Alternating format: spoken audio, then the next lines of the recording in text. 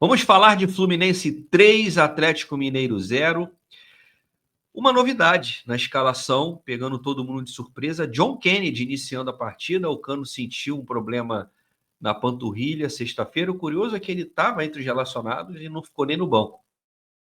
Então, John Kennedy foi a opção, ainda bem, e não o Everaldo. O Fluminense entra em campo com Fábio, Samuel Xavier, Thiago Silva, Freitas e René, Hércules, Martinelli e Acosta, Serna, Canóbio e John Kennedy. A história do primeiro tempo, o jogo começou lento no início, com muita marcação e devagar.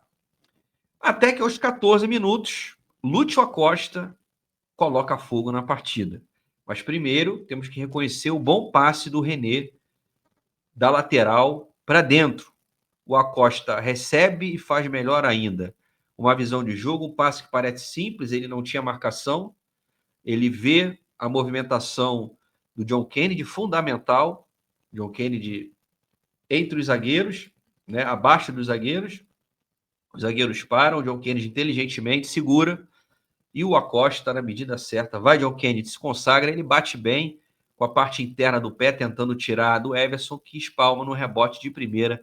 Samuel Xavier faz 1-0 para o Fluminense. Apesar do gol, o jogo ainda era chato, era meio modorrento, mas bastou um jogador diferente da partida modificar ou tentar modificar o panorama, né? Como é que faz falta esse tipo de atleta no nosso futebol, né? Esse camisa 10 pensante. O jogo seguiu sem emoções, o Fluminense mais consistente do que o Atlético Mineiro, que parecia que se arrastava em campo, tentava criar algo e não criava nada.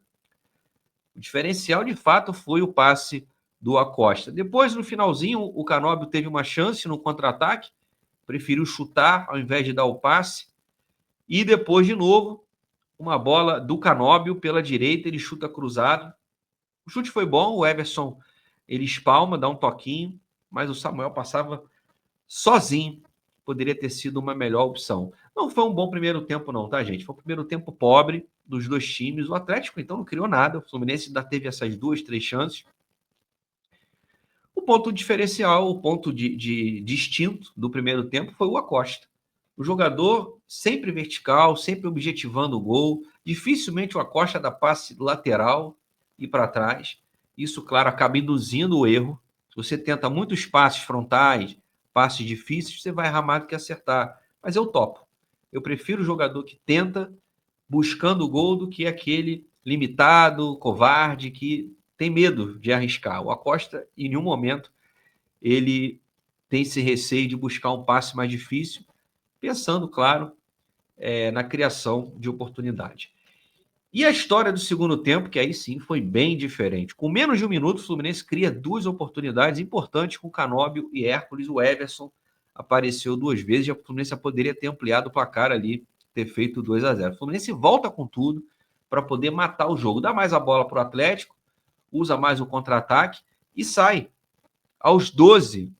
E olha só, quem começa o contra-ataque, gente, é o Lúcio Acosta, de 1,60 m, que ganha uma bola de cabeça, depois ainda tem um encontrão, ele consegue achar o John Kennedy. John Kennedy parte em velocidade, coisa que eu não imagino o Everaldo, muito menos o Cano fazer, espera a ultrapassagem do Serna, o Serna sai do nosso campo, e aí dá o passe também à frente, o Serna, rápido pra cacete, não tinha como pegar.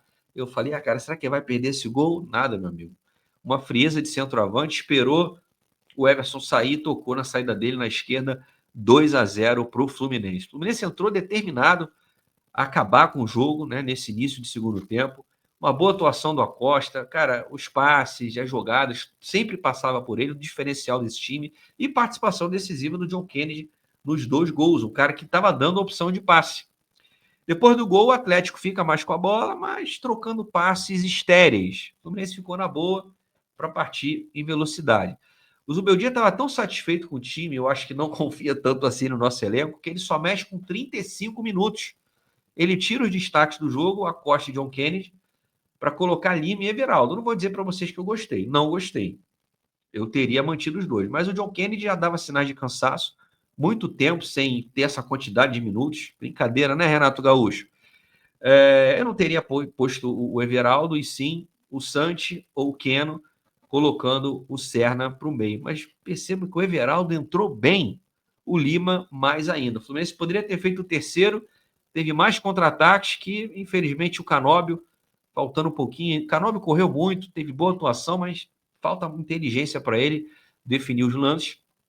E o Atlético Mineiro totalmente entregue. No finalzinho, o Zubeldia tira o Hércules e o Serra para colocar Bernal e Keno, e um minuto depois, 1 minuto e meio, um rápido ataque, o Everaldo desvia de cabeça, coisa que ele não vinha fazendo, a bola chega para o Lima, e aí, meus amigos, esse lance para mim foi o mais bonito do jogo, mais até do que o passe do Acosta, porque o Lima não cruzou a bola, o Lima deu uma assistência espetacular, assim, eu fiquei olhando e feliz, cara.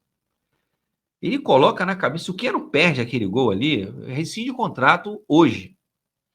Ele colocou na cabeça do Keno, assim, com uma qualidade, um refinamento, que, olha, não é possível esse Lima que já tinha feito um golaço no clássico com o Botafogo, só isso, e hoje dá um passe, assim, incrível, cara, incrível, assim, passe de uma coisa que ele não é, de craque. E termina o jogo 3-0. Gente, foi a melhor atuação do Fluminense. Assim, eu não consigo determinar onde é que a gente jogou bem, assim, eu não lembro.